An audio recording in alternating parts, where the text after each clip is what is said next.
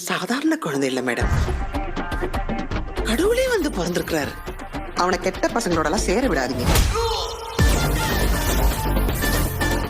இவனா பாரு, என் பையன் ஐயே சாவா மயிராவா.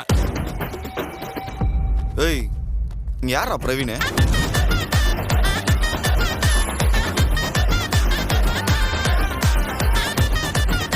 இனிமே உங்க கவனம் முழுக்க படிப்புல மட்டும்தான் இருக்கணும்.